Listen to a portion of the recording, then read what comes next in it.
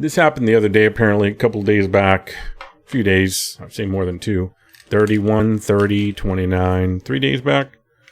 Yeah, but Fireteam Elite Year 1 Roadmap plus Dev QA Session Archive from October 29th. And I looked over this a little bit today. And kind of want to talk a little bit about it.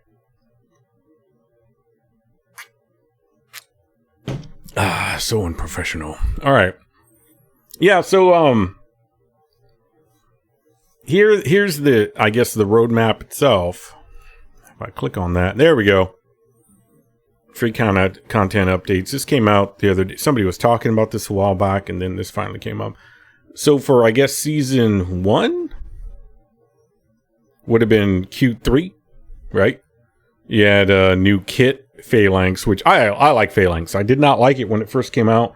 I don't know what all changed, and it could have just been me not really caring about playing the game. I picked up this. I did not pick up this game. This game was gifted to me about September, something like that. And so not too long ago. And I doubt that they did a whole hell of a lot of changes with Phalanx since then, but I haven't really looked at all the prior updates, and I really don't care to. Not right now, at least. Then they added 4 weapons and 5 cosmetics. So that's interesting. And let's just kill that. But then, oh, you know what? No, we do want to look at this. Season 2 Q4, which we're in currently, is October, November, December, right? I think. September, October, November, December, right? No, October, November, December. Yeah, duh. 4 and 3 is fourth quarter, 3 months. So apparently they're going to put out a new game mode, which is, I don't know. I don't know what that's going to be. They have a horde mode, which usually a game mode that's added in an easy way would be a horde mode in other games. But because this game is kind of just horde mode in general anyway, like I see this game as being horde, the horde mode, the video game, you know, it's kind of like Left 4 Dead, that kind of thing, right? It's like, well, why are you playing this game and not playing Back 4 Blood? Well, because one, Back 4 Blood just reminds me too much of Left 4 Dead franchise, which is maybe and probably what they're going for, and that is fine for people that are interested in that. I just have zero interest. I played Left 4 Dead 1 and 2, and I got my fill of those, and I'm not really that interested in that, you know, zombie whole world. I like the Aliens franchise and everything behind it, art assets and all that wonderful stuff. And so this, even though it's the same type of gameplay in a sense, it's not exactly, you don't have the same mechanics, you don't have people dragging you off and shit, although you have things that jump on you and knock you down, which is to deter people being separated, I assume. Anyway, it's not really the same. It's in the realm of, you know, it's a co-op shooter, although you technically could play it singular as well. Because the AI is pretty decent when it comes to AI. I think that they're not too stupid. They have their dumb moments, but who cares? So it's kind of similar to Back 4 Blood, which I have talked about in the B3 gaming community, at least, as being something that I'm not that interested in. Because, as I just said, I got my fill of, you know, Left 4 Dead 1, 2. I'm not that interested in anymore. So why this? And just circling back to the same fucking thing I just said, which was because it's Aliens, you know? It's that franchise. I like that stuff. So looking at, you know, horde mode being really kind of the game and them having a literal horde mode in the game already, what would the new game mode be? There's some speculation of that it might be something like PvP. But I really hope it doesn't. I really hope this game does not add any PvP, because in my opinion, every game that I've played with PvP and PvE ends up terribly bad for one side or the other, or both. You know, both sides end up suffering, or one side is left out like redheaded stepchild. So I would hope to God that they do not have any PvP that they introduce into this game, because you really do need a whole other team. I have yet to see a game that does a very good job with that kind of shit. I just don't. So, I don't know what the new game mode would be. Maybe something like a timed event. That's probably what it could be. That would be an easy thing to do, is add in like a timed type situation where you're starting at one point and you got to exit the building before the bombs explode or whatever, right? That actually makes a lot of sense, you know. Or you have the protect the dude, you know, that you're escorting, escort missions. Technically, you already have that with Honecker, right? Honecker. Yeah, remember how his name's spelled. I gotta really refrain from saying what I want to say there. You gotta protect Ho. Anyways, from getting murdered in a sense already. But I think a time trial type thing probably would be easy enough to do, because, and the reason I'm saying that is because you also have their season 3, which is Q2. Notice that's Q4. They're looking at that, but they gave themselves a buffer of Q1, and they've got Q2 there. Or they're thinking of releasing Q4, working Q1, releasing Q2, something like that. Then you have Q3 right on the back of that. Escort mission is horrible and insane. Yeah, it would be. Escort missions in general are pretty horrible, in my opinion. I usually hate the AI in every game, as most people do. Most people do. So something easy to do would be like a time trial or an escort mission or defend this guy. I mean, you're already playing horde mode, so adding in a guy and telling, you know, just saying that you don't have to. Or something else like collect alien claws. Yeah, I'm just using whatever. I don't care. The point being is, like, you know, making you collect stuff. That's, you got to look at other games and what are there other game type easy things to do, because I don't really see a major game mode being added unless it was something they planned for and worked on while the game was being developed as well, and they just delayed it for the sake of releasing it, you know, because at this point, I think everybody should have learned from Evolve. Have your shit ready and ready to go. Now, back then, Evolve just got shit on because it did have its stuff ready to go. If Evolve came out today, Evolve would be, nobody would care. But because it was one of the first few that did what it did, selling DLC and all that, it just left a bad taste in gamers' mouths because they don't like to admit reality. Reality is you got to get paid for shit that's worked on. That's all that's to it. I'm not one of those morons that thinks, oh, well, all the DLC forever should always be free. Nope. People got to be paid for shit that's done. I don't care if it was done beforehand. To me, that's smart. You know, you're putting out the product that people want. That's all that matters. And as long as you deliver well on the money that's spent, you should be good.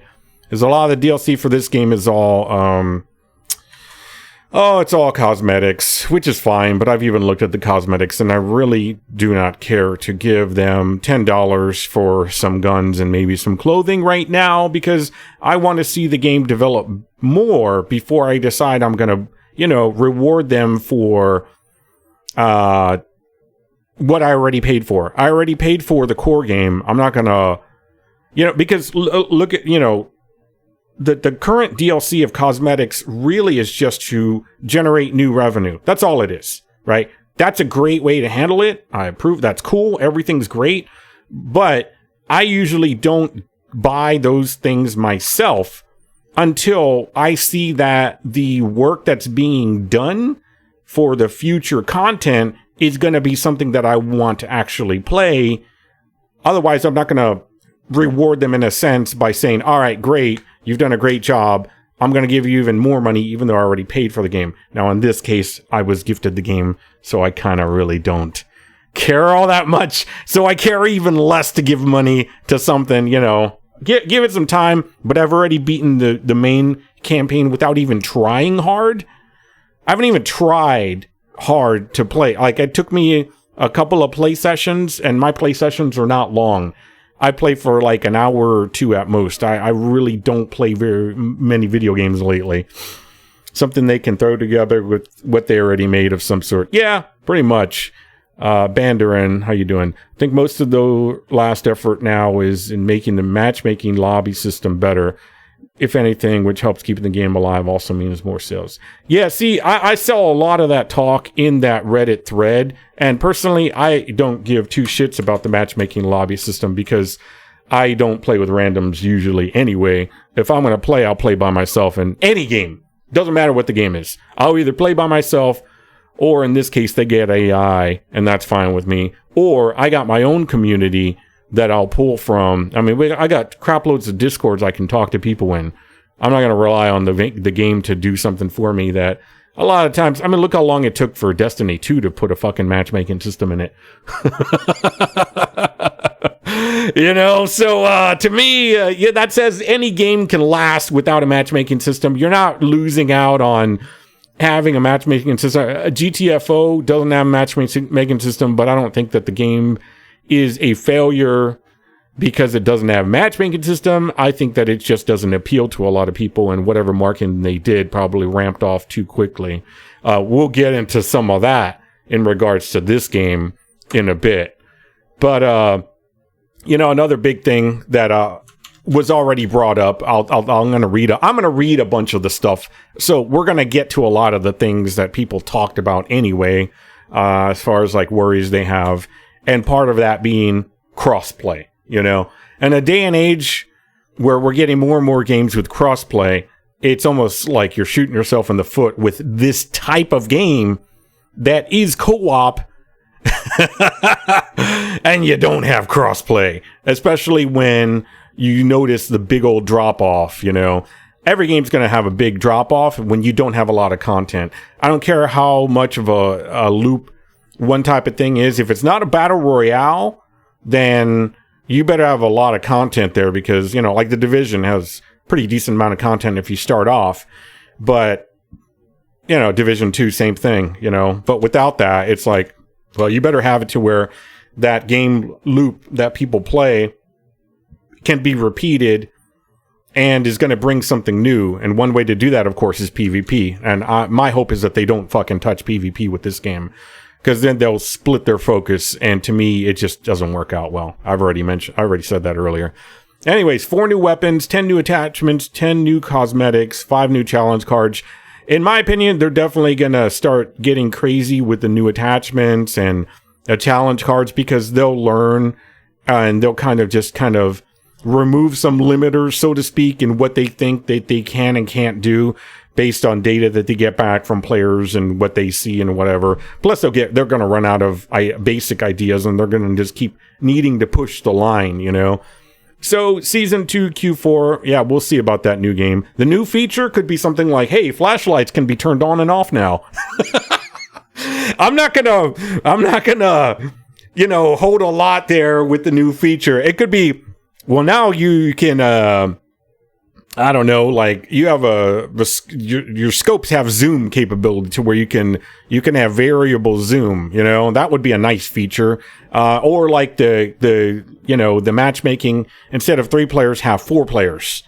And somebody, I think, even mentioned something about like the new game mode could be technically 4-player, but I think that's more a feature, because it's a feature of something working on something that currently exists, but you're just giving it an additional capacity for some other thing, right? Another variable. Whereas game mode literally has to be something different, you know, it has to be something new. Season 3, which is Q2, new kit. So we're going to have a new role or a new class. No idea. Don't have any idea whatsoever. Haven't even looked at it. I'm very new to the game. I've played... How much have I played of this game? Let's find out. Not a whole fucking lot. I have played a total of 19 hours. But because I've played video games for a while, I have a pretty good idea of certain things. So, new kit would just definitely depend upon what kind of game, like what type of roles they want players to have that they don't currently have that another game might have. So you got the healer, you got the technician, now you got the recon, you got the heavy weapons guy, you got the standard marine. What's another role that would fit that? Maybe a debuffer, right? That's kind of common. Like maybe something that would do some kind of debuffing in general, or a crowd controller of some type. But that to me, you could argue is like, well, that should be technically the phalanx. They should be the tank of it. Maybe they should change the phalanx's abilities to kind of have it do a little bit more of a tank role. But whatever, you know. And then as far as the new feature, that could be once again something like, well, now you can, you know, add new slots to the equipment that certain equipment has more slots than others. And I was thinking about that in the game the other day. You currently only have like 2 different things you can bring with you. Like, let's say two different types of bullet, you know, like fire bullets and electric, or you can have a turret with another turret or mines. I'm like, well, maybe there's going to be a new class, a new role that's their thing. They have more of those types of things, you know, that they can have on them. Whatever, you know, it's just new feature could just be a new feature to it's going to be to current existing shit. I would love the feature of being able to turn off your goddamn flashlight, number one, because I think the game is too bright in general. But I know if they turn down the darkness level, the base darkness level, too many people would complain. Plus, I also know that I can artificially go in there and turn down the darkness myself, so it's kind of a moot point. But I think turning off the flashlight, I would love that option because I think it's dumb and I don't like it. But that's just me. I'd like to just turn it on and off, you know? Anyway. Plus, adding in more, whenever you have a light source is added into a game, it's going to interact with the environment, depending on however they end up coding it up. And that could just add to more frames that get dropped or whatever, that kind of shit. System can't handle it. I don't know. But it would be a nice thing. 4 new weapons. I'm cool with the weapons. Whatever. You know, add new weapons. Great. You will flood up at some point, and a lot of weapons will become irrelevant, and you're just going to have certain meta weapons. And that's what happened. They already did one pass, and they kind of rebalance things. That's usually an ongoing thing. Not worried about it in any way, shape, or form, because no game really has it right, and there is no way to get it right, so to speak. There's only a way to kind of keep adjusting based on the community. Pretty standard. Not worried about it. Don't really care. New perks. That's great. I like the idea of perks. I really don't like the current layout that they have for it, but whatever. You know, I'll get used to it, I'm sure. New cosmetics, always good. You know, you always like to play Barbie dress up for your character and for your guns. You need to put dresses on your guns. I get it. Lipstick on the gun. Great. 10 new challenge cards. Yeah, the challenge, once again, easy shit to do. No big deal. And then season 4 being quarter 3 of 2022. New game mode. Pretty ambitious. So they're thinking of 2 new game modes in a year. Pretty ambitious, so they're going to be pretty light. Although I like how the Division 1 did their game modes where they had Underground, they had Resistance, and then they had that other one that no one gave a shit about that I can't fucking remember because no one cared. So they're going to be hit and miss, you know. Let's see here. New feature. Once again, that could be like now your character can run with no shoes on. I don't know. 4 new weapons. I'm not worried about the new features. It'll be interesting to see what they come up with. But once again, you know, I got to see the goods before, you know, I really kind of dig into anything. I really don't expect to be playing this game all that long because I'm already done with the campaign. Like I said, it's a very short game, a very shallow game. 10 new weapon attachments, 10 new cosmetics, and 5 new challenge cards. Great. Cool. Awesome. Wonderful. That's great. Let's see here. Let's go back to the beginning. So that's where that was. A new class that can carry more consumables, perhaps only 1 weapon, and the default sidearm, perhaps even faster moving, even if it doesn't make sense in a way. Right. And so you brought up sidearm, and that reminds me too, as far as one of the new features, one of the new features could be something as simple as adjustments, you know, attachments to your sidearm, or being able to change your sidearm out, you know, that kind of thing. Because right now it's just a generic, unlimited supply, whatever the fuck it is, right? But being able to add on things, you know, attachments to the sidearm would be interesting. It would be nice. I understand why they have nothing on it right now, because whenever you give a weapon unlimited ammo, you are giving it a level of power that the others don't have. But it's an opportunity also to make some adjustments to it. So that could be part of the new features, any of them. It's really hard to say for me, but we'll see. One of the new features could also be customization of each piece of armor that you actually put on. I'm not positive because right now the armor that you put on is just a skin. It's not even anything really. You don't get any bonuses or benefits from the skins either. So that could be an opportunity as well. maybe a knife or a sword instead of a sidearm. Exactly. Right. I don't really see swords being part of this universe.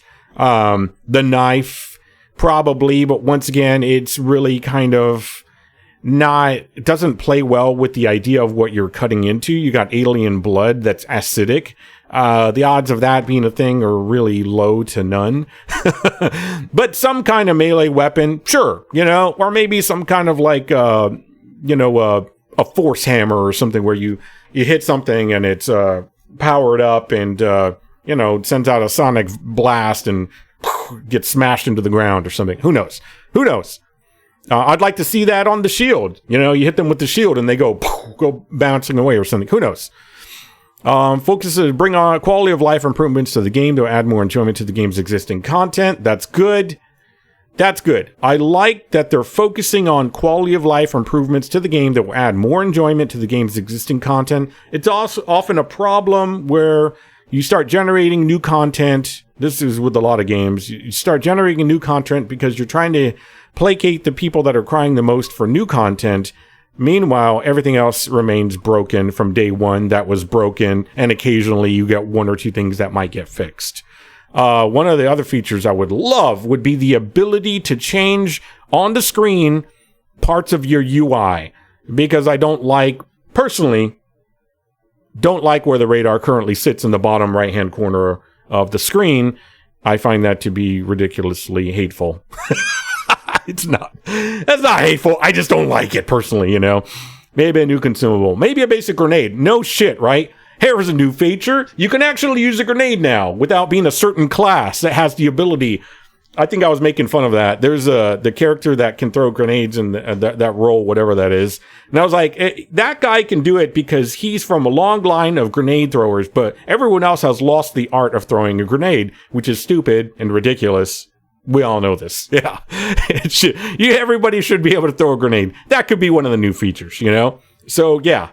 Let's see. Of course, as we have mentioned before, we also make quality of life updates and necessary changes between big seasonal updates. If you haven't already, read up on Season 1 updates. Yeah, that's fine. Endeavor Pass DLC. Okay, from what I saw, that was just a bunch of, cosmetic stuff. As we did with Season 1 and the release of Wei Armory Pack DLC, future Endeavor Pass DLC will also be released to coincide with the start of a new season. Each of these DLC packs will contain an assortment of outfits, head accessories, weapon decals, weapon colors, emotes, and more. They can be purchased individually for $10, or you can also upgrade to the Deluxe Edition to get all 4 DLC as they are released, along with the additional Endeavor Veteran Pack. Okay, I had a problem with that because I was like, oh, you can do an upgrade. So I went on to Steam, and I was like, all right, let's take a look at that. And sure enough, you definitely have your packs here, right? But then I saw the edition upgrade. Here you go. Okay, you know what? No, I added this. That's right. Let me add this to cart. Now, I own the game, but it still wants to charge me $34.99. So did I do something wrong, or am I reading something wrong here? Let me see here. Maybe I'm getting the price after the fact. That's what I'm getting. Right? Am I getting the price after? No, that can't be right. Hold on. The base game is $40. Are they saying that $10, $20, $4 somehow turned into $34 magically? What am I missing here? There's only 2 things here. $10 each. Something doesn't add up here. I'm not. Items included in this package. I guess they're charging me for the future cost of things, I suppose, right? That could be what it is. Because right now, you've only got these few things that are there, the 3. The math doesn't add up right. I just hope that somehow Steam clarifies that shit. Oh, it's definitely not $10 worth of tax vaults, because $34.99 on the front end, when these are $24, they wouldn't put tax in that right there. Oh, that's definitely so far-fetched, I wouldn't even consider it. Price of individual products, $19.98. Cost of this package, $34.98. Huh? So this is one of those Janzerisms where I don't fucking understand English, even though it's my primary language, and everything is spelled out for me. The money's not... It's just... I don't know. They need to make it for dum-dum here, because I'm not understanding it. Okay, so let's go back to this. They can be purchased individually or all four as they release, blah, blah, blah. I really, looking at the stuff that's in them, this is what you get for one of them. I guess you get a shotgun skin, and then you get some other colors, which I could care very little about those colors. You get a hat, you get a couple of emotes, and you get, it looks like 9 challenge cards. Is that worth $10 to me? To each their own. At some point, I buy things like this, not because I think that there's a lot of stuff that I'm getting for the value, but because I want to reward the developer with more money for doing things that I like, for producing content that I like, that I think is on the path that I like. And yeah, that's just how you work with your dollar, See, here's another 10-pack, but it's 2 hats instead of 1 hat. A few skins, it looks like. A bunch of skins. Some labels. Those are what those are. 4 emotes. A few, it looks like 3 challenge cards and 3 supplies, I'm going to assume. So that looks like it's a better pack overall, and I'm going to guess that's the second one. Then we got this other one, Hardened Marine pack, and it's just kind of like the one little pack. And my assumption is it's because... What, you get the bandana, so you can be like Vasquez. Yeah, I don't know. Not all packs are created equal, that's for damn sure. 9 challenge cards, what you get after a few rounds of play. Yeah, exactly. So, they may have put this out initially without kind of... they probably had this built up ahead of time, but to me... The only reason I would buy this is to reward the developer for work that I appreciate that they're going to be doing. But right now, I'm remaining skeptical. I'm going to leave it alone, I got to really, really get more out of the game than I want. Than I expect in order to go ahead and throw more money at them. That goes for any developer. So let's see here. I think that's pretty much it. So yeah, that's the new road stuff. And then I want to kind of look over some of these things here.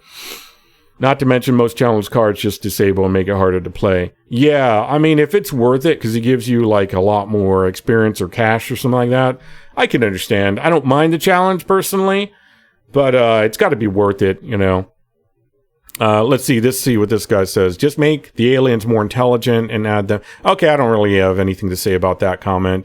To me, AI is what it is. I already know from a developer standpoint, you can make the AI only so smart because once they cross the line, people start complaining that the AI is cheating when all it is just mathematically doing what it's supposed to do.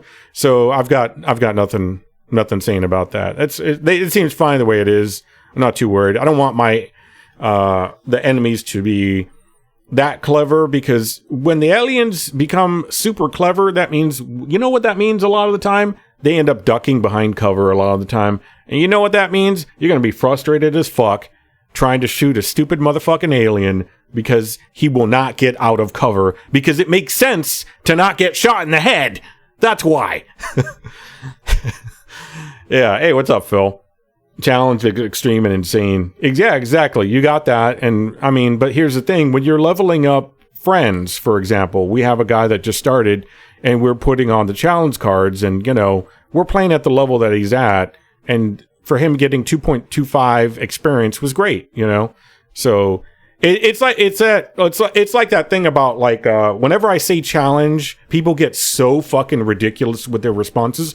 Oh, you want a challenge? Why don't you beat Dark Souls with the blender then? It's like, look, I'm not fucking stupid, so how about you don't be stupid too? All right. Challenge doesn't mean you're gonna pound a nail through your dick just because it's difficult, Come on, there's gotta be some reason to it. There's always a value behind the challenge cards when it comes to giving additional experience, while giving some kind of difficulty to it as well. And that's what they're going to hopefully they'll figure out, as long as there's good variety to it. That's all that I care about.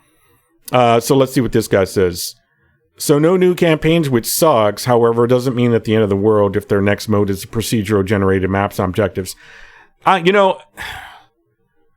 definitely agree that if they end up doing some kind of procedurally generated map, that would help, but a little bit. Because you end up, it's like Warframe or any other game that has procedurally generated maps. You end up knowing what the stuff is, and so it doesn't really become all that surprising. You still memorize where the spawn points are to everything, Like right now, the missions are pretty interesting because you go through and they change up, but I only see a little bit of change. Sometimes there's a jumper type enemy there, and sometimes it's mines, but it's only 2 differences. So hopefully the idea is that over time, they'll just vary up more the placement of where enemies can come from, the spawn points, so to speak, right? That's exactly what they are. And that adds more to the variety without having to make it some kind of like, we're going to randomly add in enemies like Scum, for example, meaning an enemy could pop in right in front of you or right behind you, which is totally game breaking. But there's plenty of spots on the walls in these maps where you could see a dark hole where an enemy could technically be spawned from. So to me, that's great. If they could just roll the dice on that shit, that would help for sure, is varying up where enemies come from versus knowing after a certain amount of time playing a mission, you're going to just memorize. I'm already memorizing, and I barely played the game. I've barely played the game very much. Hard mode is great for gaining experience and credits if you... Yeah, I've tried. Yes, I'm aware and level. Yes. But it's also boring as fuck playing one single map like that. You got to be able to run through the different stuff, So you never leave everything out just because... Well, let me rephrase that. There are actually a lot of gamers that only play meta things. Like, this gives me the most, so I'm only going to play this because it's going to give me the most. It's like, look, I'm not you. I'm not that type of gamer. And I really that's a whole other thing. That is a way to play. Those type of gamers generally run out of what to do in the game really quickly because, when you get everything, what else are you going to do? When you hit top level as fast as you possibly can, what else do you do then, right? You sit around and fucking complain that the game's got nothing in it.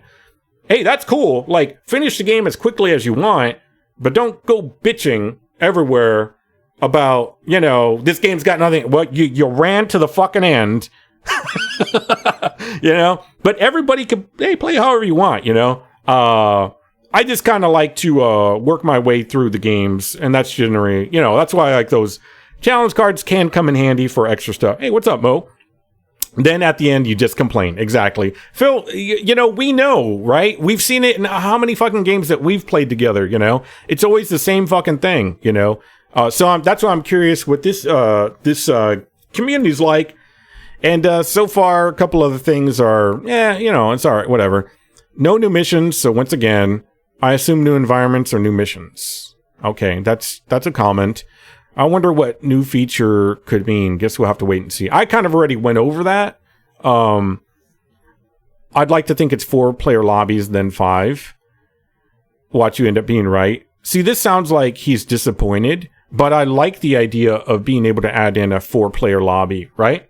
Right now, don't we have a problem with you got 3 spots in the game, but we got more than 3 people that want to play.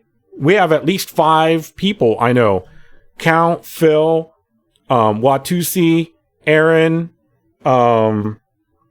myself. I always forget me. Who gives a shit about me? That's 5 people right there, What if somebody else ends up picking up the game because the way I'm streaming it, and it happens.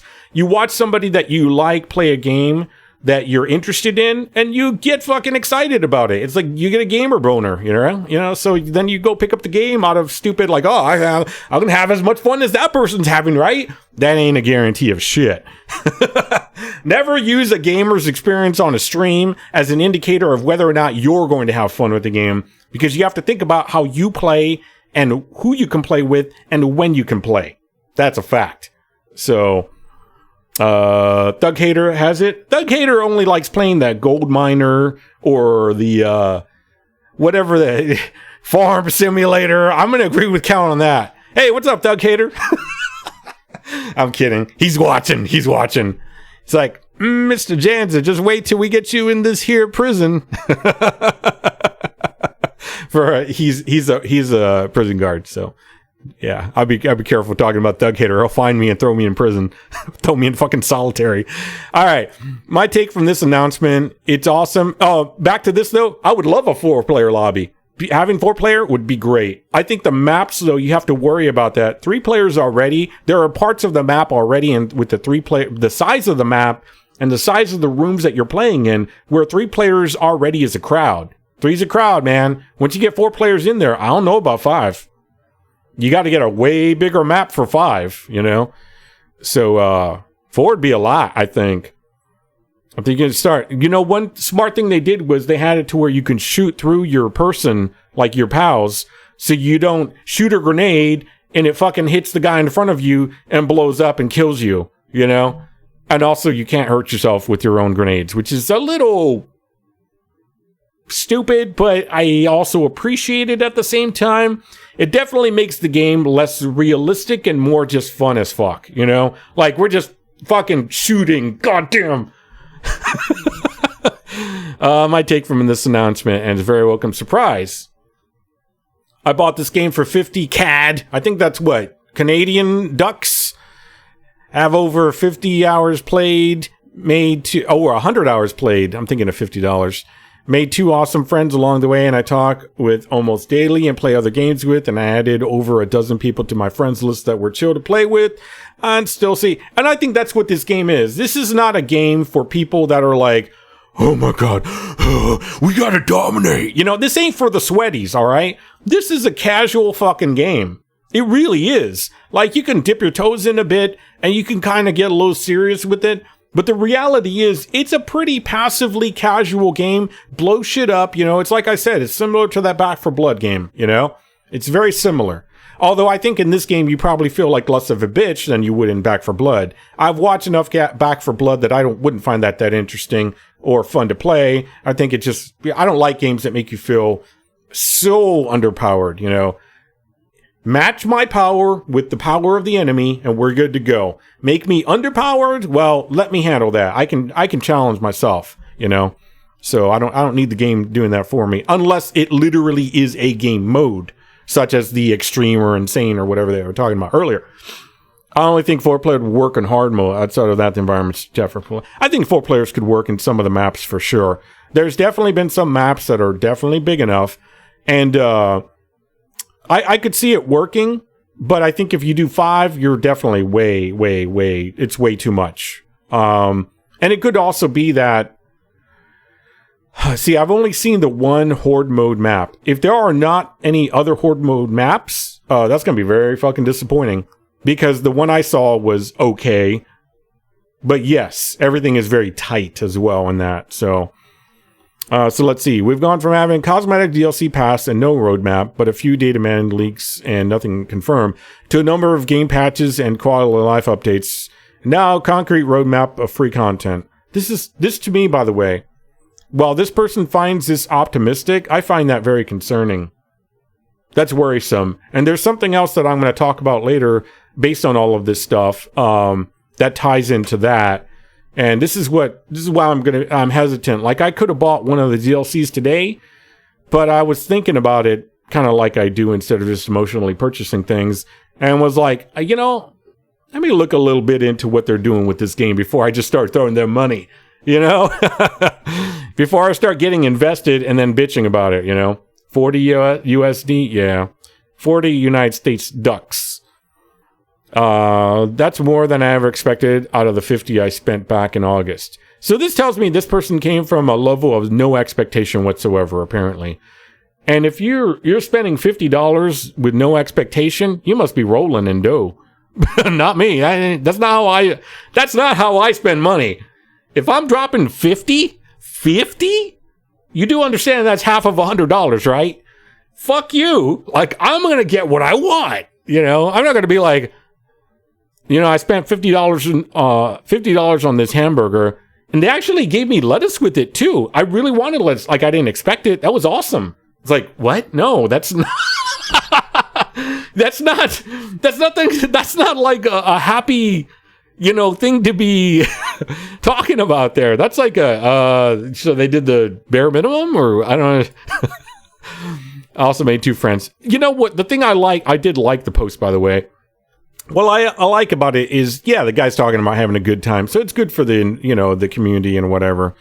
I also made 2 friends I play with daily. This is just nice in general. This could be talk about any game, right? This could be talk about any game. I made friends I play with daily, blah, blah, blah. Neat. Cool, man. Good for you. You get the Janzer, thumbs up, approval bullshit. It's probably the most addictive co-op game I've played as far. Okay, so now we're getting into like zealot territory, meaning like they start kind of disassociating with reality in order to really hype up the level of the game experience that it's the most addictive co-op game. Really? Well, maybe it is for them. I played as far as the typical Vermintide horde survival things. It burned out quick for me, but at 100 hours. Okay, I need to read my English right because I'm failing here. My brain is failing me. It's probably the most addictive co-op game I've played as far as the typical Vermintide horde survival things. It burned out quick for me. Okay, I can get that. Addictive, but burned out quick. I can see that. But at 100 hours and only $40, 100 and only 40. We have different levels of appreciation here, clearly. It was worth it. And I look forward to more content and we'll still keep playing this occasionally until then. Neat. That's one of those comments I have nothing like, cool. That's okay. That's nothing to do with the updates or anything. Anyway, unfortunately, if you go the World War Z route and try to survive on only new classes and cosmetics, this will tank. So here we go. Here we got the Debbie Downer. Already, none of my friends will play with me because they've completed campaign and Horde has a singular non-interactive static map, not none. I understand wholeheartedly. So it is exactly what I said. It's a single map of Horde. That's not great. Yeah, 100 hours burned out quick. Exactly, Volts. I'm at 19 hours and I'm like, I beat the campaign. There's not a whole lot left for me to do. That's burning out quick. Let's see here. I understand wholeheartedly the fixing and all that good stuff. Good, you should. Everyone should have a bare minimum expectation of these things should be fixed before we progress too far down the line of adding all this other shit in. I love the weapons and lore and cosmetics, but all of this means nothing if I can't be playing. Okay, I'm just going to leave that one alone. We need new Horde maps and or campaign maps, or we need a procedural mode that implements some level or replayability. Playing the same maps over and over is dull and boring. Gotcha there. That's Warframe. It's why I quit World War Z. That's going to happen with any fucking game, bro. Like, it's going to happen with any game. The Division, Division 2, Warframe, like he said, World War Z, Left 4 Dead. That's going to happen with any fucking game, bro. I love this game, but it looks increasingly like it was sent out to die. Wow. I don't think that having a solid roadmap would constitute that type of reaction, but I suppose you could say it was sent out to die, even though they just literally posted all this information about what's coming up for the next quarters. Okay. Yeah, they should look at Killing Floor 2 if they wanted to do an engaging Horde mode. Lots and lots of maps in addition to lots of other good things. Cool. Yeah, I mean, sure. Everyone has such an asshole in this thread. Fuck humans. I'm with the xenomorphs now. Yeah, that was a worthless fucking post. Anyway, it's funny, but stupid, and get the fuck out of here, you know? Crossplay should be priority 1. Game is almost dead on PC. I agree. It probably is. Have you looked at Twitch, this game on Twitch? It's pretty much like the top guy had 7 people earlier today. Playable Xeno win. It's hard to say, man. It's possible. They do have some human-sized Xenos that walk on 2 legs, you know. Crossplay could be priority 1 almost. It's impossible to find randoms to play with. I'm certain they said they won't do crossplay. Right, I was looking into that earlier. Apparently, Sony wouldn't want to back it if it's not a guaranteed moneymaker. That was some article that I brought up It's in the Discord for B3 stuff. Back in May, I think, where it talks about how Sony, behind the scenes, definitely is not interested in any games that they do not 100% know crossplay would make them money on. So they tend to look at it as a waste of time and taken away from their sales. And I don't necessarily blame them. You know, they are a business. That's what a business does. They got to look at numbers. But that's just, you know, until there's a more profitable way that somebody could sell it to them, it's not going to happen, you know. It does suck, on the other hand, because for the gamer, for the gamer side, it's a short view, right? We've talked about this many times before, back in the day on the old B3 podcast. It's a short view of looking at things. If I'm not making my money by this Friday, bitch, I'm out of here, you know, versus looking at the long view of, we are a publishing company of games that, you know, or the hardware side of it, the Sony side of it, or whatever, that we invest in things like games that have crossplay, because in the end, that means a happier consumer. Happier consumer is going to spend money on the things that we put out because they know for a fact they're going to have longevity with their games because they have a larger pool to play from, right? Of other players, other gamers. But that would be like not looking at it on a quarter-to-quarter basis, which a lot of companies end up doing anyway. They don't really care about the, you know, the long view. They look at, you know, well, how much am I making right now, you know? And if they do look at the long view, it's more of like hedging bets and that kind of shit. It's usually less on investing heavily because they don't want to. There's no reason for them to. They don't, you know, they're making enough money in other pursuits. So anyway, I'm certain they said they won't do crossplay. Yeah. I'm pretty sure that probably won't happen unless somehow Sony changes their mind. As far as the Xbox thing, I have no fucking idea. Priority one would be to fix the lobby system. With the Xbox and PC, that's a really easy thing to do because, Microsoft and Xbox, right? I mean, you got the fucking, you know, Xbox store already in Windows, so that should be a pretty easy thing to fucking do. Not only that, but, anyways. Let's see. Priority one to be fixed the lobby system. Crossplay does not work well since console players use a ton of aim assist. I don't understand that second one at all in any way, shape, or form because this is a PvE game. I don't give a shit who uses a ton of aim assist. Why would I give a fuck? I don't care. Like, even in the settings, I think Division has it to where you can turn off aim assist or whatever, or have lowered aim assist. There's a lot of games I see that. Apex, I believe, as well. So that sentence makes no sense whatsoever to me.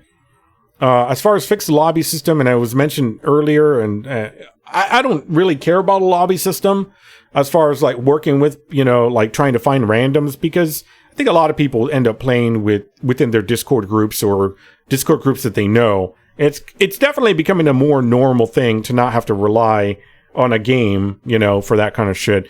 Although it shouldn't mean that you don't put any work into your lobby system at all, which I'm sure is not the case. You know, the current lobby system with the timer is frustrating as fuck. See, I haven't participated, so I can't really talk on that shit. Just let people create lobbies and wait for other players to come without a 1 minute timer ticking down. Wow, 1 minute's really short. Yes, players should be able to see the available missions and select the ones they want to play. I mean, look, whatever the fuck Fortnite does and Apex does, they should do that. All right, Apex, you queue up, you wait for people, and you wait for people. That, you know, that should be what it is. Playing with bots should be optional. Okay. So I guess right now what they're doing is if nobody fills in within that 1 minute timer, it just puts a bot in there. You know what I think should be the option is the option to allow you to change the amount of time that you wait for new players to join. You know, nobody wants to sit there for fucking 30 minutes. People are going to jump out as quick as possible, you know, if they're not finding a game. Once they get the issues sorted, they can get the numbers up by having some free-to-play weekends. I'm kind of surprised they have not done this for Halloween. Well, the game apparently only came out not too long ago, right? How long ago did it come out? August. So I'm not that surprised that they haven't done it, but yeah, they do have a point as well. Even new games do have like free to play weekends and shit like that. So there's some very, very good points there. Thinking the new game mode could be some sort of infected mode.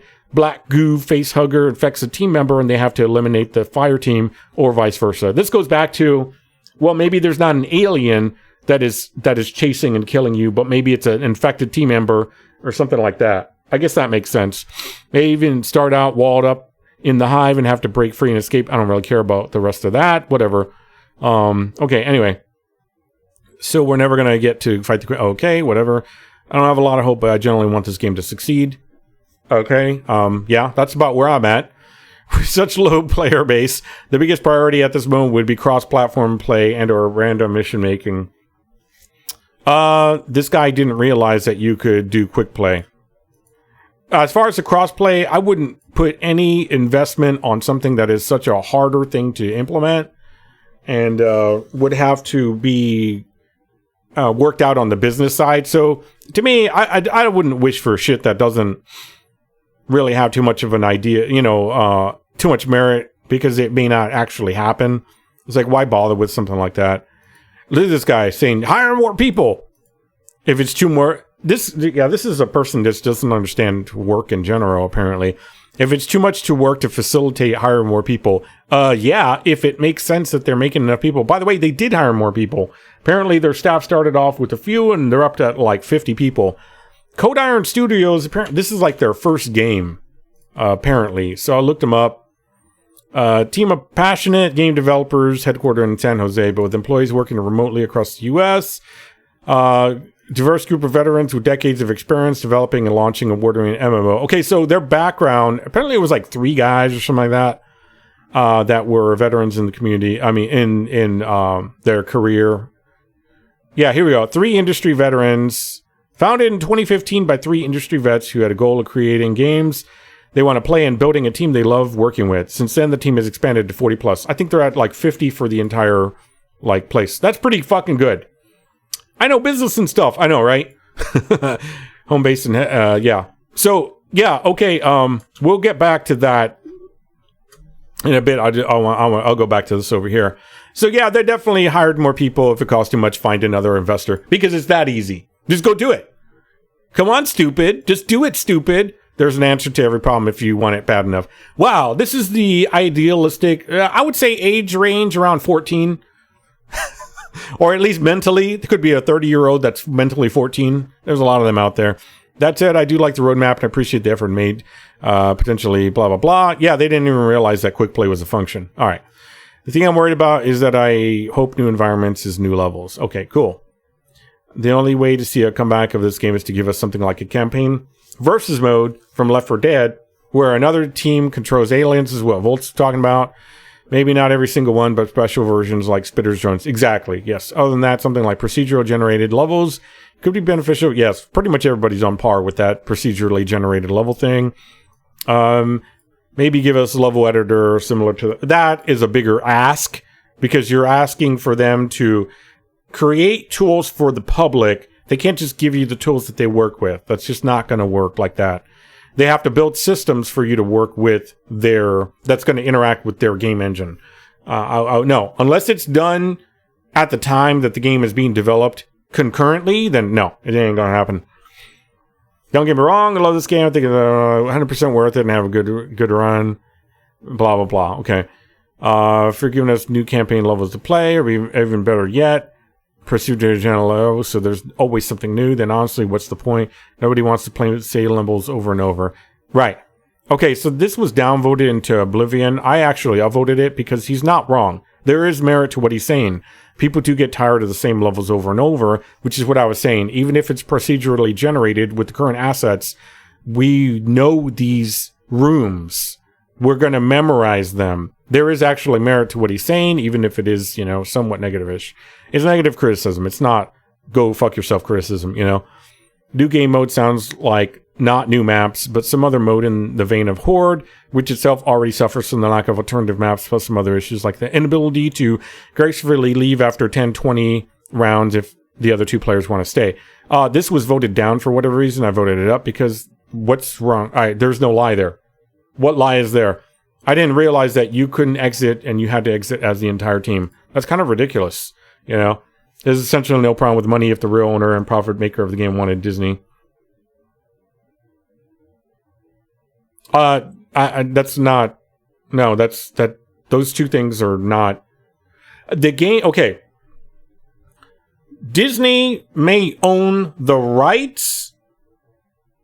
The Cold Iron Studios purchased the rights or has access to the rights to work with the assets. They do not own the funds that Disney's generated, so these things they're not matching at all. The publisher, the game developer works with the publisher. The game developer has to initially have the rights from whoever owns it to do whatever assets they are, but that doesn't mean that their original, whoever has the rights, is investing in it in any way. Given the size of the studio and the marketing behind it and all that, I'm going to say they really don't have a lot of money.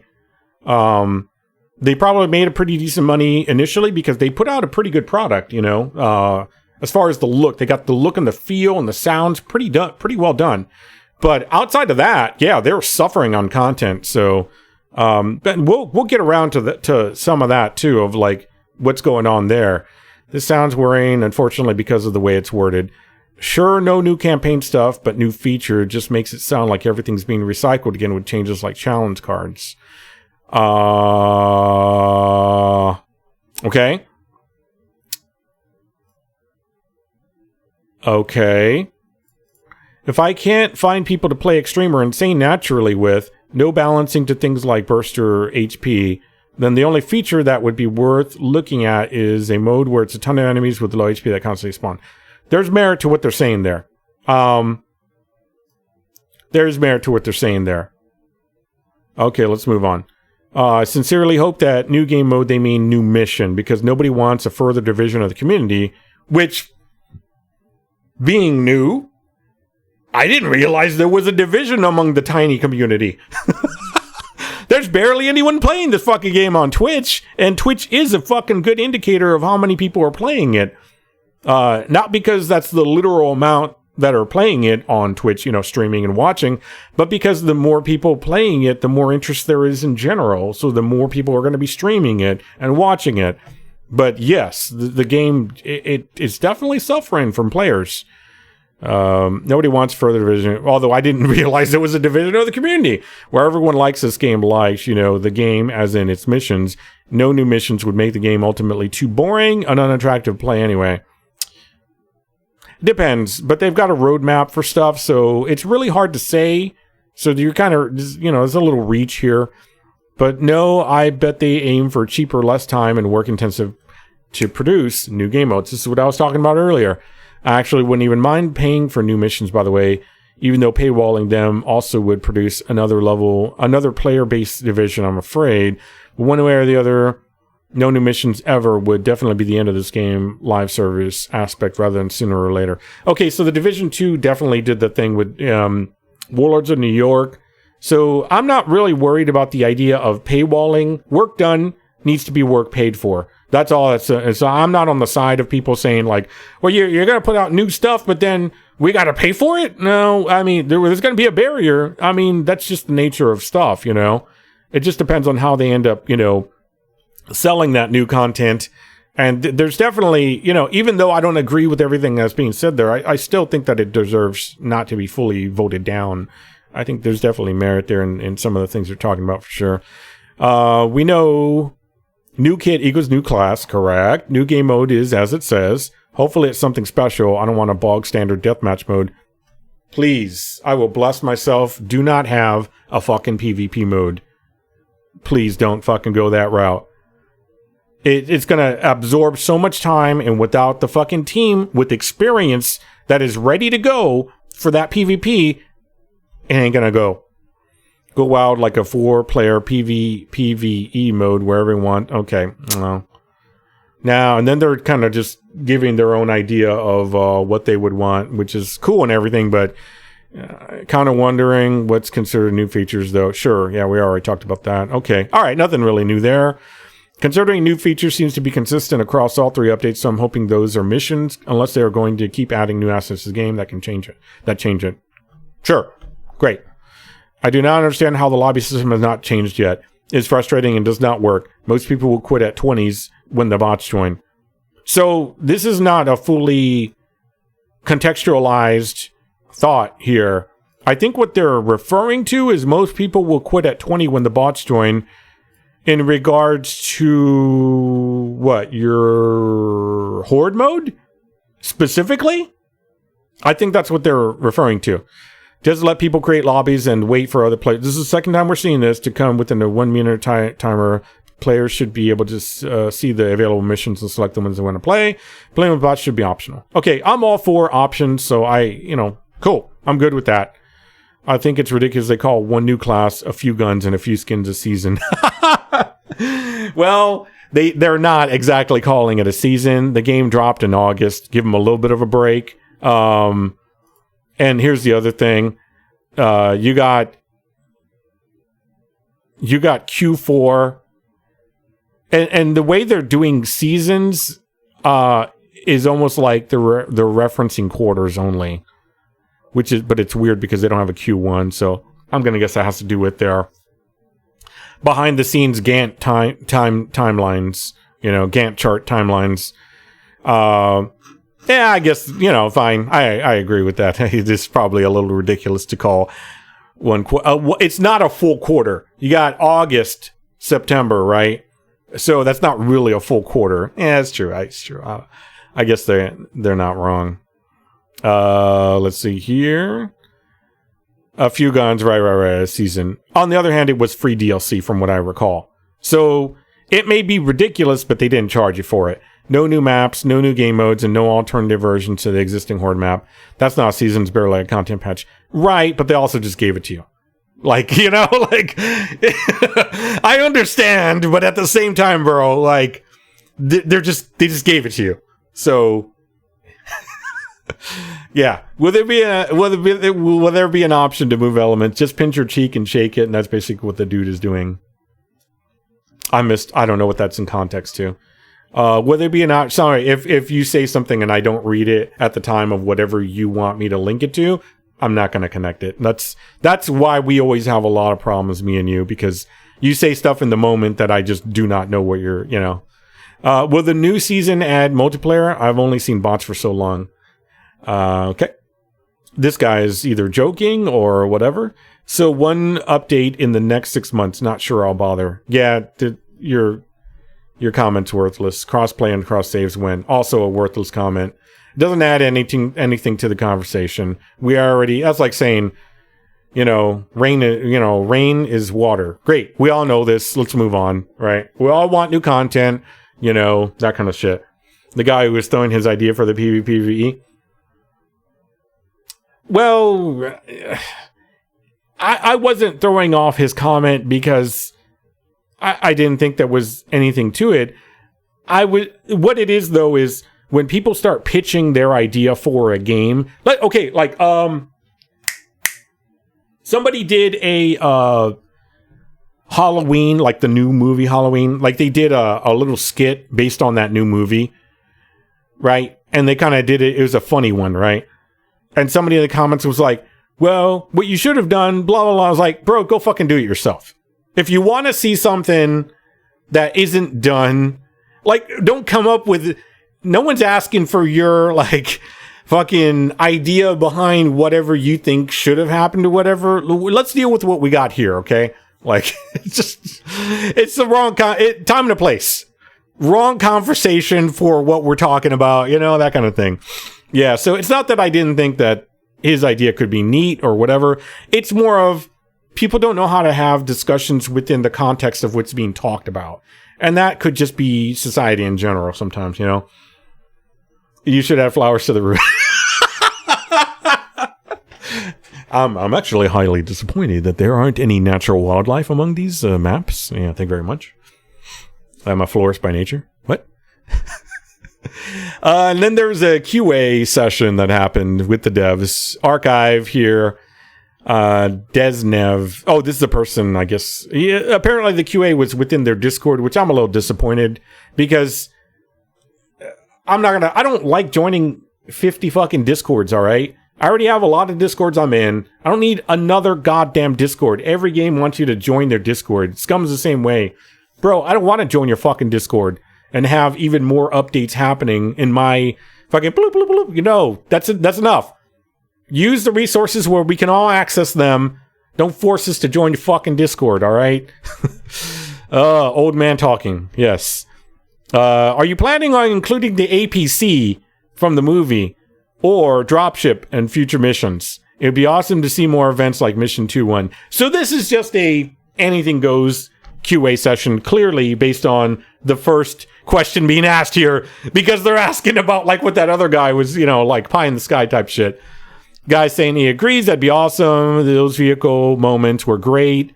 It's in my mind when thinking about future campaign missions. Yeah. Yeah, that, I mean, sure, man. Maybe something like, do you think we'd ever play as engineers? Now, engineers are humanoid. Potentially, that could happen. These things are happening within, you know, things that were built by engineers, probably, or engineer-related type of, you know, creatures or whatever. So the odds that, you know, you might play as an engineer or fight the engineers even, that would be something I would have wanted to ask. That's interesting. Will Code Iron prevent us from modding the game? Even mods that aren't intended to affect any other players. So apparently, it says here, we've seen some nice mods created by the community. So people apparently are already modding their version of the game. But basically what they end up saying here is that while the idea is neat and they don't necessarily discourage it, they're also not condoning it, but they are saying in a very non-committal way that any updates that they do as developers will probably wipe out save files from whatever people have done to mod the game, right? So there's not really a big answer here at all. They're kind of leaving it open. So yeah. So it's possible you might be able to get download mods for the game just to mess with it on your own, you know. That would probably get wiped once there's an update or something like that. So, you know, kind of one of those like, we haven't really worked on it. It's not really our thing. And I do understand from being a developer, not a game developer, web developer, but being a developer still, and being a creative in general, when somebody starts wanting to change whatever you have, and you haven't even completed your vision of it, you're like, just give me a moment here, all right? Yeah, I mean, I'm not saying do it. I'm not saying take my YouTube video and go and modify it and put it out as your content. But I'm not saying to not do it either, because I don't want to give you any direction for or against. I just kind of want to like not even bother with this, all right? Because I don't want to encourage it. Once you tell somebody they can or cannot do something, that's when you get more of that, you know, more of that action occurring. So, yeah. Go for it if you want, but don't expect us to feel bad if... Right. And so they're kind of taking themselves out of it, and I like their answer. You know, I personally... I find mods neat, but I also find people that need that kind of stuff not to be the types of players that I interact with a lot anyway, because I'm not a mod type guy. But that's just me. I'm pretty boring in general. Okay, so have you considered applying friction to enemies that go into stumble state, so that when they're stumbling and sliding on the ground, they take more of a penalty by having their closing speed distance with the players reduced slightly? Yes. Maybe with Left 4 Dead 2. Yes, exactly. Right, yes. We know about the stumble issues, and we agree there's something that we need to do something about it. Yes. So, as I've played the game, I've thought it hilarious. Sometimes you hit an alien, and they come sliding forward. They have like momentum and they'll keep sliding, right? I just saw it as like, haha, that looks funny, you know? And in some instances, I'm like, that's a little annoying because they end up like sliding right to you. Like, I don't know if they're dead or if they just fell down. And I won't know if they're dead until they stop and get up and kick my ass. So definitely something that I would personally like fix now that I know what it is. Although it would be funny to keep the sliding in there. Just like you shoot something, it goes psh, and when you see something slide, you know that you've killed it. You know, that kind of thing.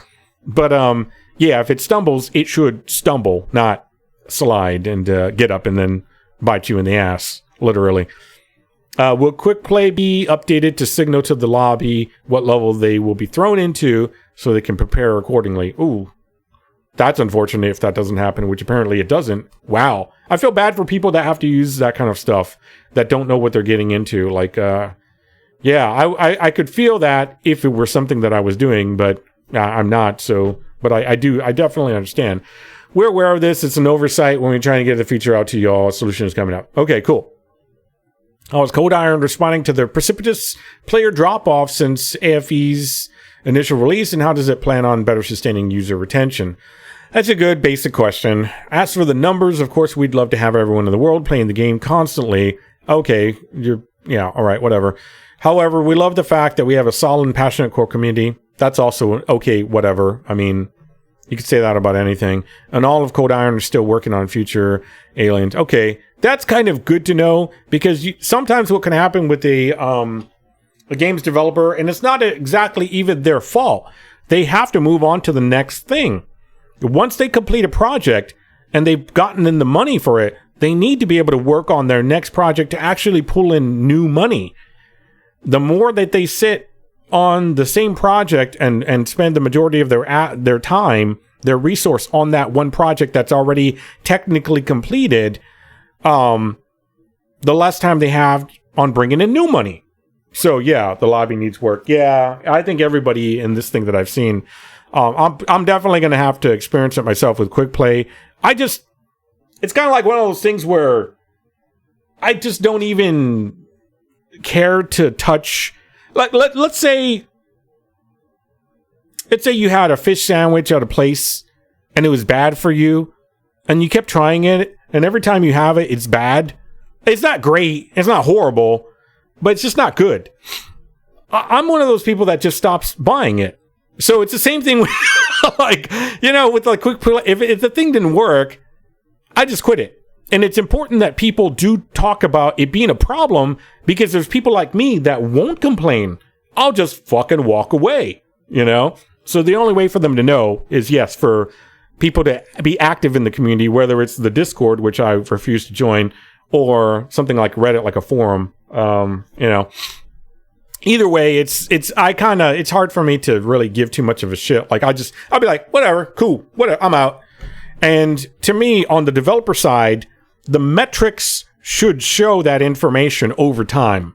They should be looking at they should have the ability to look at the data behind who is joining quick play, what types of players are joining quick play, like everything. There should be as much data as possible so they can see trends over time and start asking themselves the questions of, like, how do we get ahead of something that we know is a problem?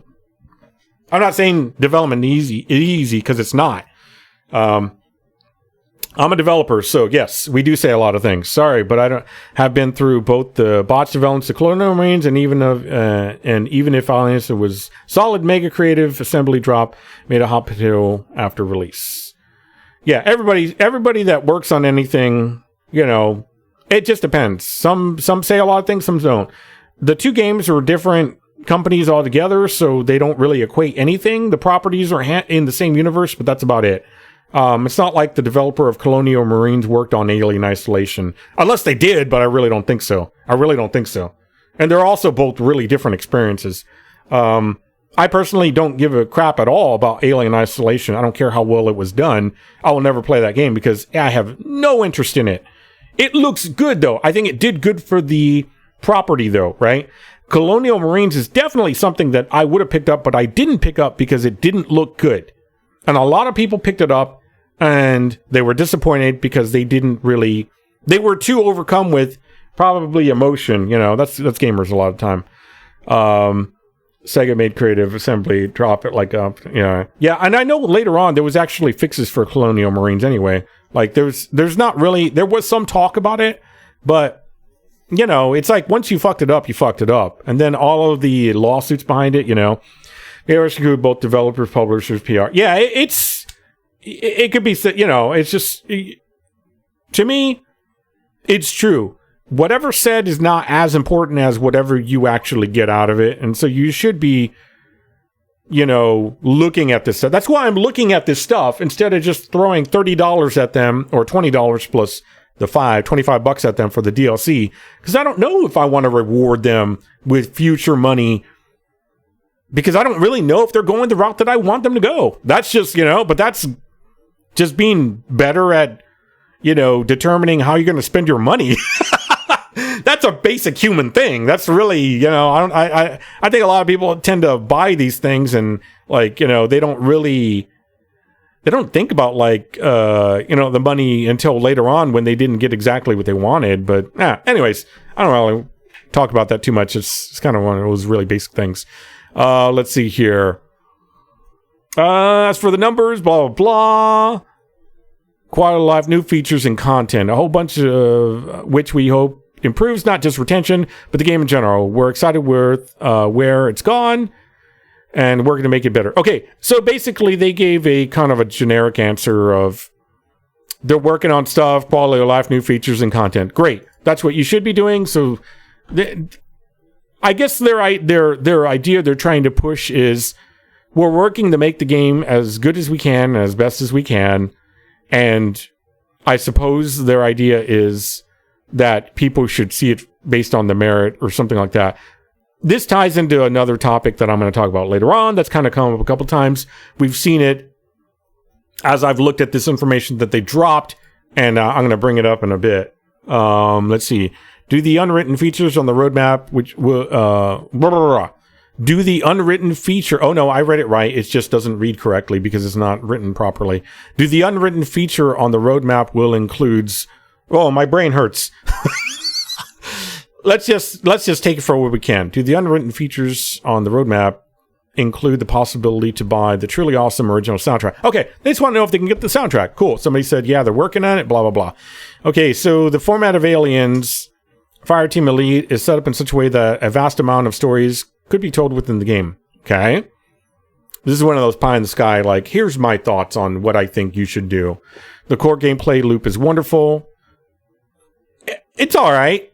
I don't know if it's wonderful, but it's all right. I like it enough, to fuck around with. The graphics, environmental craftsmanship, integrity of the very murky... Okay, so they're layering on some... They're just showing some love. That's cool. Here's the real question. What are your long-term plans for AFE? That's the real question. All right, cool. Thanks for the kind words. Like you mentioned, all at Code Iron are still working on the game. We've got a lot more stories to tell about Endeavor and LV895. I'd love to fully explain our entire... Okay, so there's no answer given there.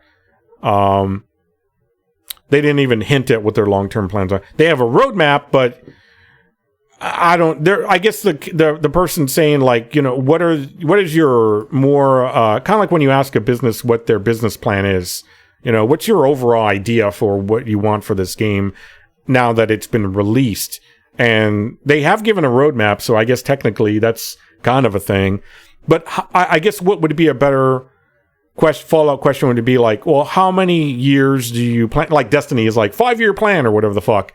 Do you plan on having another year of content after that? When do you plan on dropping, the game, as far as like Division 1, for example, that ended at some point. Division 2 is pretty much already dead. I think they got one more content release that they planned for January or February of next year, and that's about it. But at the moment, it's pretty dead in the sense that every game's got to die at some point, unless you're WoW.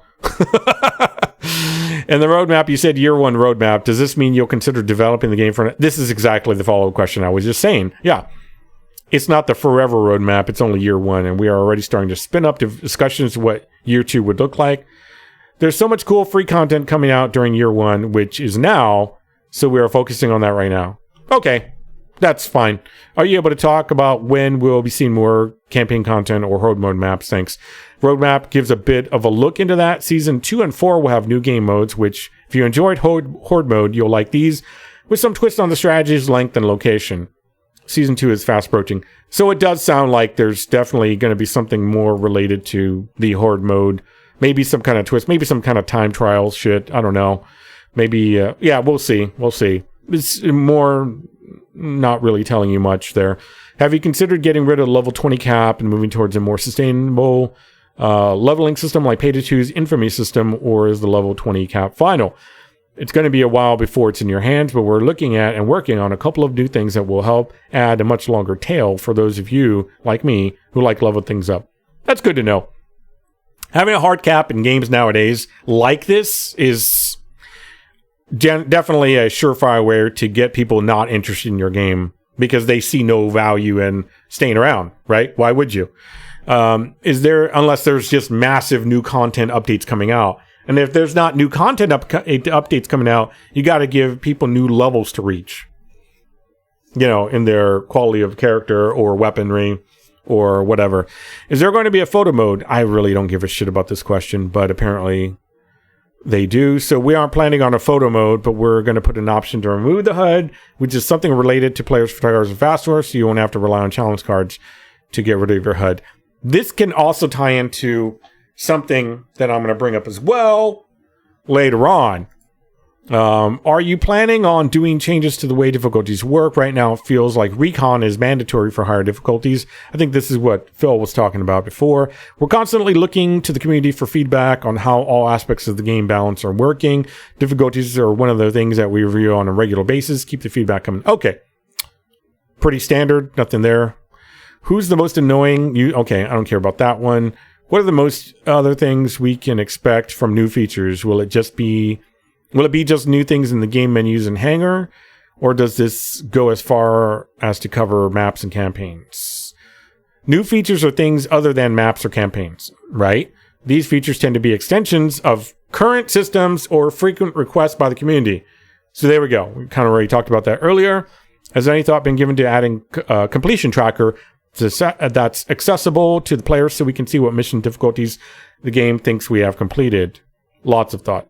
Okay, so they'll probably come up with something like that. I would imagine that's something that on the programming side, handle the programming part of it, get someone UI to set up the user experience UI for it, and that could be a separate, couple of guys, something like that. Guys, gals, robots, whatever. So let's see here. I personally don't give a shit about a completion tracker in any way, shape, or form, but I do understand there's people that really are completionists that like to have things a very specific way, and if it's not in the game, as other games have had it before, then they find it, to be an issue. Are more maps being planned for future DLC expansions? There are things we're working on that aren't on the roadmap. Okay. Are more maps being planned for future DLC expansions? There are things we're working on that aren't on the roadmap. Does that mean that the maps are not on the roadmap? Are more maps being planned for future DLC expansions? There are things we're working on that aren't on the roadmap. Because that's what that sounds like. It sounds like they're saying, we're working on maps, but they're not included in the roadmap. Well, that could be telling. Code Iron, I love your hat. Okay, don't care about that. There are many, many bugs that have reported in bugs reports that have not addressed for months. Months. This is one of those feels like hyperbolic kind of. The game came out August 23rd. What are we on? Up to November now? So August 23rd, the end of August. So we had September, October, and we're on the 1st of November. Let's go back to that wording. This is one of those things where I look at that as like oh, come on. Many, many bugs that have, okay, yeah, they're definitely being hyperbolic in general. That have been reported in bug reports that have not been addressed for months. I mean, we do have 2 months on the record, so they're not wrong in using the plural of that, and do not appear in the known issues. Will a major bug fixing patch be coming soon? Some of these bugs impact gameplay significantly. I haven't heard anybody complaining, but, I'm not that far in the game. I'm sure there's definitely things I have not seen yet, or the visual appearance of the game when playing or streaming. There's definitely things I don't know. The game actually looks fucking amazing when I streamed it. It's probably one of the cleanest looking games that I've streamed. Many of these have been reported since launch. Okay. We eat them as much as you do. I 100% guarantee that they do. I 100% guarantee that they do. Coming from experience. It's been our engineering team's highest priority since launch to fix bugs and performance issues as we can find and reproduce them reliably in the studio. That's the problem. Finding and reproducing something reliably. It happens a lot if you've ever been in a position of troubleshooting as a job. You start seeing things that people say that just do not show up. It's like, oh, I lost my blah, blah, blah, blah, blah. Look, I helped to run a server as an admin for Scum. And there are people that are on that server that will have things that they claim that are 100% inaccurate. And the reason why they claim it to be a certain thing is because they don't actually understand how the game functions, or they haven't played the game long enough to get an idea of what they're talking about and how it relates to how the game functions. So it's very difficult to squash all the bugs when you can't necessarily reliably reproduce something. And then we're talking about PCs at that. You have so many different component parts in PCs that are different that can produce different results because of that. I don't envy the bug hunt team and the guys that got to work on fixing their shit at all. We'll continue to make that so, but that's for any game. That's for any development type programming, anything. We're not holding back for a specific bug patch. Fact. No, that would be ridiculous. Although I think that in some instances you don't have a choice, because if you change one part of a system, it's going to have a wide effect on a variety of other things. So you can't actually implement that until later. We'll get the fixes and improvements out to you as soon as we can. Yeah, it's important to keep on that shit and just to kind of keep talking to people about the bugs, though, because it's perception. That's all it ever is. It's always perception of is what I'm asking for being worked on, and I understand that too. There's games I don't play because, after a certain point I'm like, well, I'm done with that game because it's never going to fix this thing, whatever it is, I've heard about the flashing problem for some. I think that's on an Xbox or something like that. I think it's mentioned sometimes in the Fireteam Discord. So somebody in here, it actually talks about they found a fix for that. Let's see here. Here we go. Series X. I'm assuming Xbox Series X is what that means. I'm not a console person. I'm not very versed in the ways of consoles. I don't care about consoles. I think consoles make PC games worse. Series X bug. Are you any closer to finding the source of the issue? No 100% fix has been patched yet for the rare flickering white screen issue, but multiple things have already been patched, which have reduced the occurrence globally. We have people working full-time on this issue and found a few mitigations using 1080p, 60Hz screen, and shutting down the game completely, restarting the application. But sadly, we have not found the root cause of the issue. I actually really hate when people use sadly. It's so overused nowadays. It's like the word literally. I'm guilty of using literally too much now because it happens so much, you just happen to fucking absorb it. But sadly, it's not fucking sadly. Whatever. We have not found the root cause of the issue or why it happens to a few people but not others. It's incredibly frustrating for me personally. I want this fixed ASAP. The update part is the part that I was looking for. Good news. Good news, everyone. We think we have a possible Band-Aid fix. And once we prove it out, we'll patch it in. So there you go. Gotta find shit. Game's not too old. If that bug was there for, a year, that would be definitely something I would, call a huge fucking issue. Where did I lose track? Where am I? Where did I bump from? What are the store thing? New features and blah, blah, blah. Lower your hat. Who cares? Quoting me for blah, blah, blah. You have a plan to rebalance damage on guns. Oh, yeah. The rebalance of guns, they are actually all they talk about is they've already done it. I agree with them. They're going to have to keep working on the balancing of guns because that's just the nature of these things.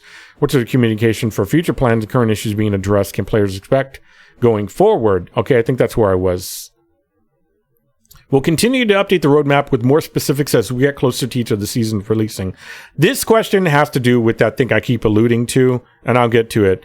Each patch we make, including the between-season fixes and quality of life improvements, has detailed patch notes so you can see what was updated. On Discord, other than the Q&As and normal chat, we have a known issues channel, which I really do not like the fact that they've buried it inside of the Discord, because I don't want to go in there just to go read that shit. Put it on your website. Where we can see many of the issues we are working on, possible work-ons, and if we've patched it yet. Since we also added somebody to the team, we'll be able to keep the known. Okay, blah, blah, blah. That's just chatter. Do you guys have any plan to rebalance damage on guns so that we can have more options to choose from besides very few guns with high base damage? Always an important question. Always an important thing to work on.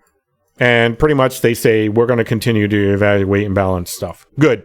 You know, you're never going to solve that problem, but you always want to know at least that somebody's working on it.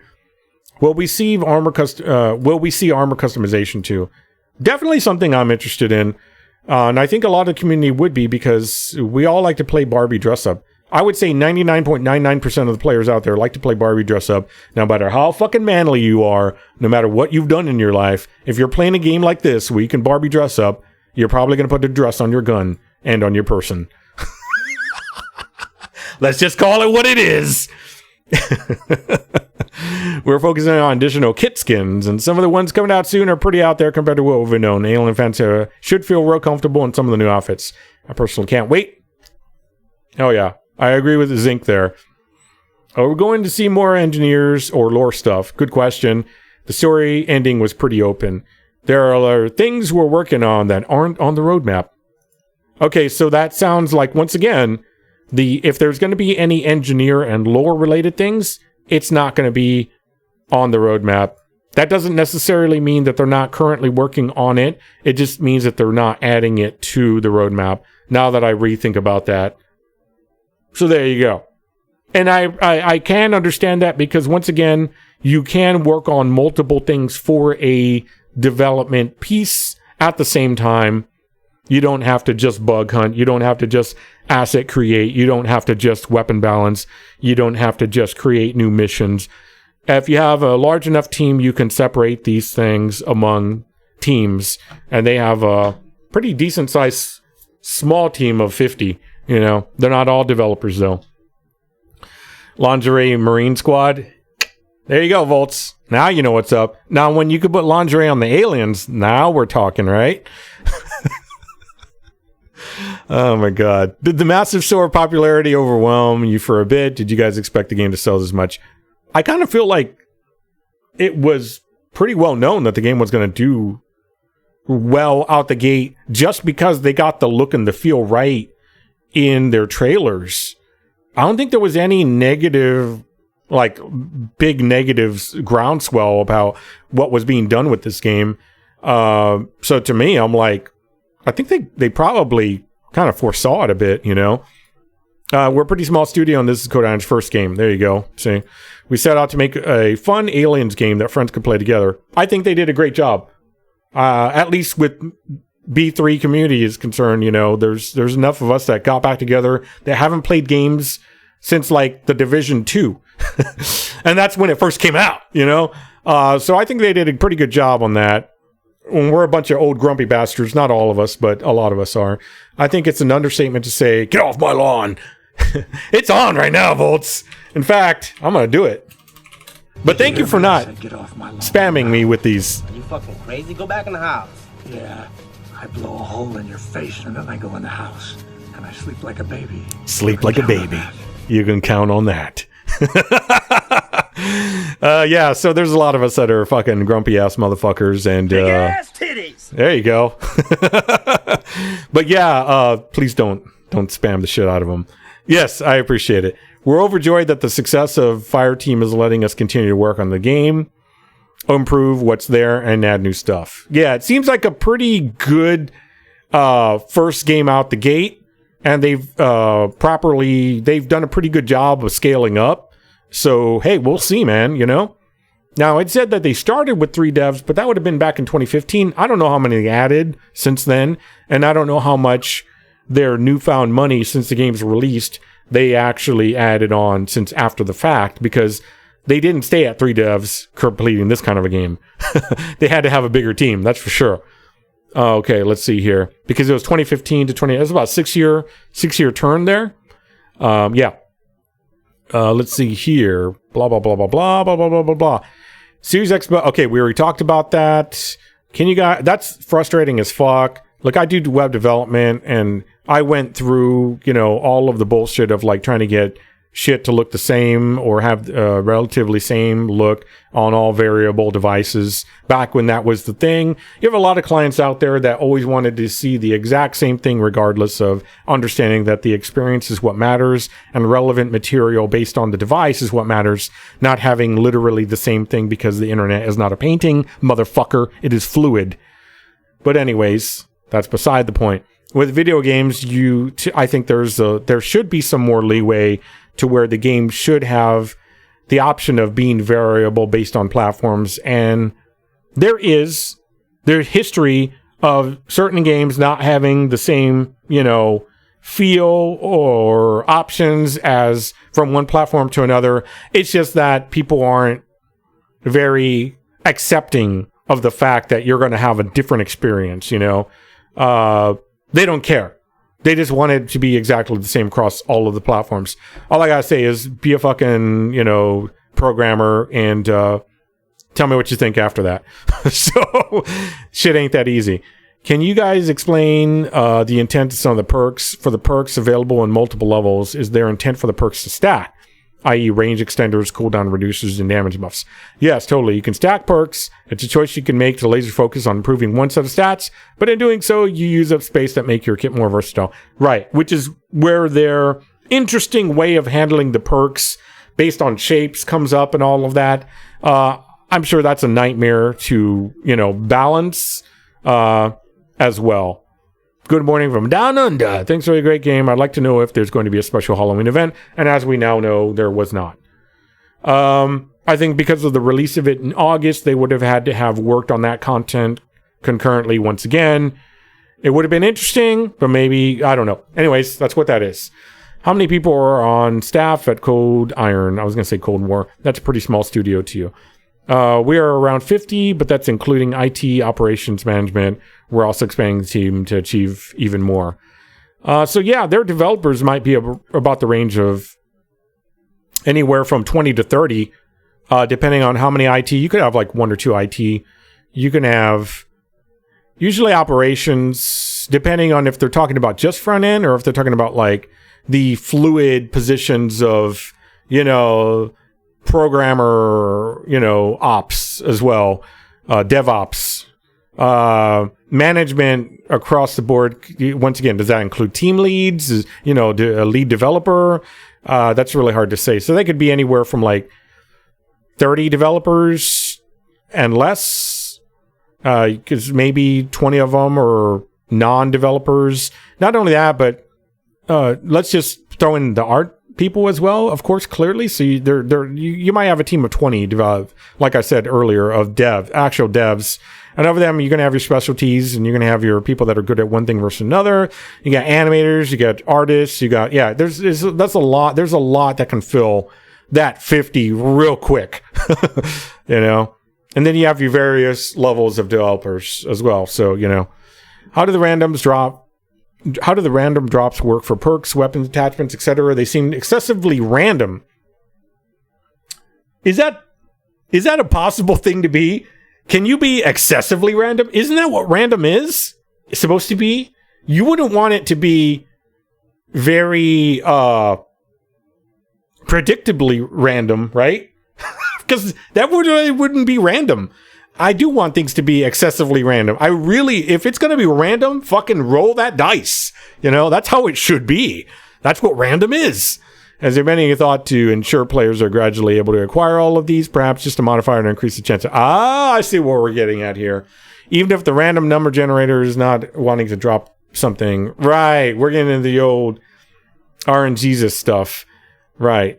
So they're not complaining about... I see what they're wanting to know if you're trying to get everything of a certain type. But I do like the phrase excessively random. I think it's hilarious. We do have systems to make sure you're earning rewards that you haven't gotten already. There you go. Also be aware that some of the attachment perks and weapons are only available in certain locations and difficulties. There you go. So it sounds like this player hasn't played as much, maybe to run into the whole system that they have of, that would kind of help corral rewards or whatever, from being duplicates or whatever, I assume. Okay. Y'all doing all right? I imagine it is a crazy couple of months. Great. Wonderful question. Any plans on being able to pause the game and solo play? Cool idea, but surprisingly, it would take a lot of engineering effort to do that. It might get on the list, but there would be a big list of other things we want to get out to you first. Fair enough. If they say it's going to be hard, I believe them. Let's see. That was fun. Blah, blah, blah. A bunch of nonsense. Okay, don't care. So let's look at some of these things. This is some good stuff, but I'm surprised that nobody pressed cold iron about crossplay. I think this gets solved in here. Someone asked, but it's not acknowledged or answered. Oh, damn, that sucks. I imagine it would be talked about, but they probably... Hey, damn, thanks for the host. They probably want to get bug fixes done.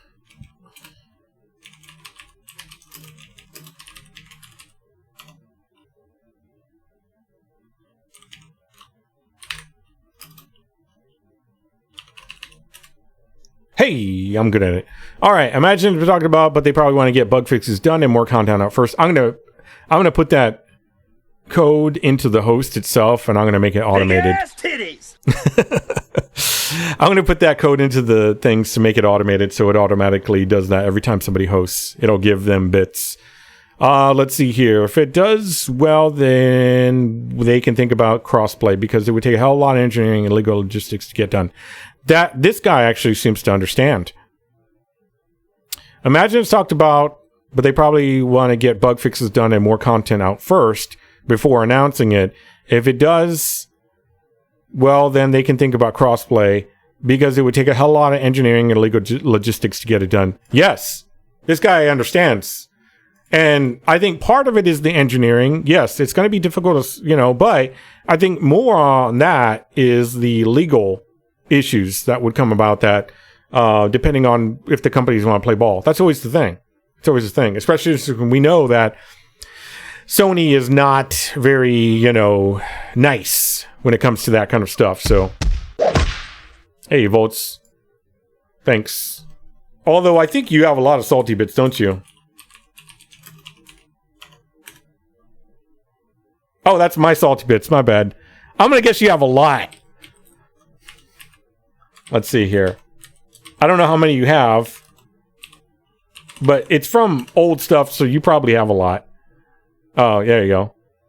Oh, you actually didn't have that many. Oh, no, you do. 4,000. You wasted 420 hours here. Wow, 420. Get fucking lit or whatever the kids do. Smoke some tweeds for your cataracts. Crossplay requires Sony's BS loss of sale. Here you go. Somebody, see this guy, Colonial, whoever this person is. Oh, that's not Colonial. That's Neko Pido. I see. That's just a tag. So this was the one rush. There's some knowledgeable people here. Requires Sony's BS loss of sales fee. Yes. If they did just Xbox and PC crossplay, then PS players would complain. Yeah. Probably. If PS players complain, then oh well. I agree with this person clearly. Except there's no... that's not good PR for a new studio's first game. Burning bridges right off the bat would be a bad move. I wouldn't really call it burning bridges. It's more so Sony's able to get the program, me playing Xbox and PCs. Right. I think that we've had enough of these issues. I think. I say that, but then that's putting faith in the community of gamers, and I have no faith in gamers in general. I don't find gamers to be very empathetic or knowledgeable about a lot of these things just because they don't care. Gaming is like an emotional hobby. Just give me what I want. I don't know how to stop kind of thing, So I don't expect gamers to be reasonable generally. On the majority, no. But I would say that maybe we have seen enough instances within the gaming community in general to know that there are issues such as like Epic had with getting, with Apple, There are issues out there that people have seen where they see there are legal constraints to where it's not just that easy to get something done. Anyways, we'll see about that. It'd be interesting. I don't understand why people support them. Sure, PlayStation and its exclusives ranges from fun to great, but Sony itself is anti-consumer as hell. I throw Nintendo in there as well. I've always disliked Nintendo's way of how it handles business. On the other hand, it does it in a very business-like manner, meaning the business above all. Consumer be damned. I just want more story, and what I mean by new story is new campaign. Okay, yes, we all do. They did kind of imply more missions, blah, blah, blah. I don't really care about people that complain about really basic things. We all want more story. Duh. It goes without being said, bro. I think there's some great stuff in there. No huge announcements, but if you read between the lines, I get the impression there's some awesome content coming with great improvements. No mention that not to mention that they're hiring more people, so workload must be insane right now. Only 50 people, including management, probably HR, and that must mean they're around 25, 30 hours in game. Yeah. I, for one, am very keen to see what it depends on like how much front end they have there. Hey, thanks for the bits, man. Appreciate it. I, for one, am very keen to see the very first DLC drop. Looks like, plus the new mechanics they've hinted at. I'm optimistic about their efforts and excitement. Okay. The fact that they increased staff instead of decreased staff is a huge plus in my book for the future of the game. It's the same with the Scum developers. When I heard that they increased staff, I'm like, great, more people to work on it. That'd be good. As a game system that clearly love with base storyline that is asking for more, it has us asking for more. If Disney and Cold Iron doesn't, the potential with initial sales and reception of this game to build off it would be made. Oh, why did that sentence get worse the further I get into reading it? If Disney and Cold Iron doesn't, the potential with initial sales and reception of this game to build off it would be made.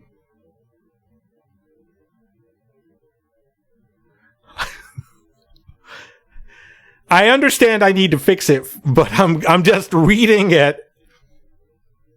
If Disney and Cold Iron don't see the potential with initial sales and reception of this game to build off,